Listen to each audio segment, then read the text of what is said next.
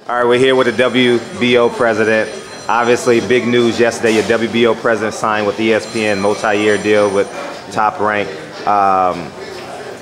How does that affect you in terms of business and working with them? Explain that to the fans. Yeah, Top Rank is one of the WBO main promoters. We have the biggest promoter in the world. We're talking about Aaron, we're talking about Golden Boy, we are talking about Hearn, and we're talking about Frank Warren, Sauerland. We have the biggest, the guys in the business. And it's a good news, who can say no to a piece of cake like that. Yeah, and obviously boxing fans know unification bouts takes precedence over mandatories, right? And we know that Jose Benavidez was a voluntary defense, right? If I'm not correct. Yes. Okay. How soon do you expect or how tough is it to unify the division at 147? It depends. You have different interests here, different promoters. They have to, we cannot force a champion to unify the title.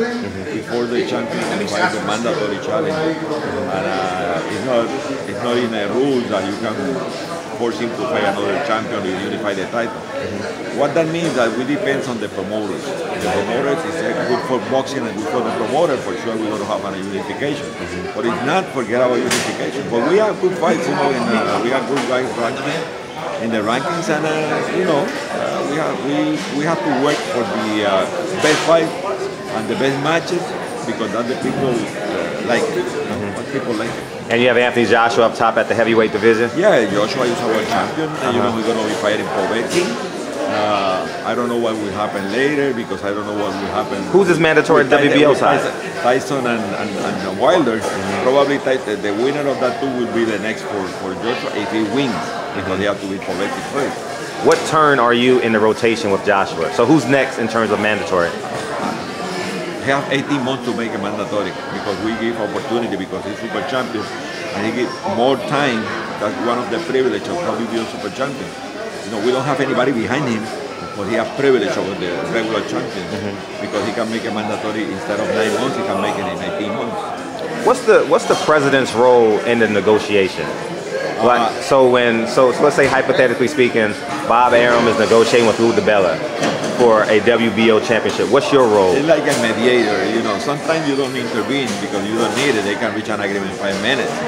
But sometimes you have to call one, call the other. Check what the difference is, and then it's like a facilitator or mediator. You cannot be quiet here waiting. You have to participate in some way. And in some way, it's when they have difference, you try to bring both to the table. Would you like it as a president? Would you rather have first bids or negotiate and get it done? No, I prefer that the promoter reach an agreement each other, and it's easier and it's more convenient for everybody. And the WBO belt has typically been a Bob Arum fighter of late. How are we able to mix it up a little bit? Yeah, no. That's not really true. What the money at 147? I would say 140, 147. Yeah, 147. The problem in 147 is that the other good guys in 147 belong to Heyman, for example. And then Heyman and Aaron is not easy to sit down in a table and make a business. But we are always open. We are always open. Probably in 147 we're going to make an elimination bout between the first two available. Who was that? I don't know. The first two available, a Canadian and another guy.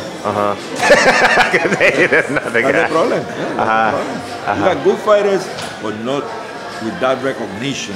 Like Crawford. Crawford, you need the biggest guy. Well, really, if the president doesn't know their name, and I don't know his name, I don't deal with rankings. In WBO, I don't deal with rankings. Oh, you don't? No. Wait a minute. So WBO doesn't rank the fighters? No, we have the ranking, but we have a chairman and a committee who deals with that. You don't. No, I don't. Oh, explain that to the fans then. Explain that to the fans. We have a committee. Okay. We got a chairman with the all vice president of the regions. Latin America, North America, Europe, Asia, Africa, and then they prepare the draft, they send it, they discuss that, and they prepare the final version of the rankings, and then that's the one we put in the internet. So, do you have a vote? Do you have a vote? So, for example, you say you have a committee. Do you, as a president, have a vote? Yeah, I am a member of the committee. Oh, okay, thank you. I'm Okay. a member of the, ex officio member. But the problem is, if they reach they are in a court, they are in agreement of what fighters should be in the classification, where I have to intervene. Okay, makes sense now. Yeah. Makes sense. I understand. So Terence Crawford will fight his voluntary defense against Jose Benavidez, and then we'll expect you guys to place a mandatory upon him, which will be decided sometime soon. Crawford also is a WBO super champion. He got 18 months to make another mandatory.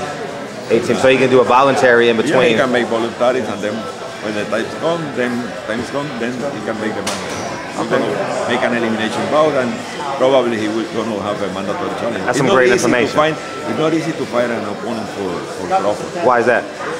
Because if Crawford is in this level, and you want good matches. He hasn't had a good fight in a long time. Yeah. Like, you know what I mean? Yeah, like, but he's too good, Yeah, we can argue that as well. He's too good, like when you are a guy like that, very dominant. You're right, it depends on your perspective. Either he's too good, he's too and good. people are afraid to fight him, or they can't make the fight. It depends on how you feel. They want more money, they are not competitive, sometimes TV, or the promoter. But the problem is that the other names in that division is in the other side of the fence, and then they have to agree on that. Gotcha. I would like to see Crawford against Danny Garcia or one of the guys, Makes sense. Yeah, but that's fair. I that's appreciate promoter. that. I cannot force that. Why Crawford and Pacquiao never happened? Ask Pacquiao. Explain me. No, because you had to negotiate with him, so that's why I'm asking. He wants to do it, he was there, he wants to do it, but Pacquiao say no. Okay. I don't blame him.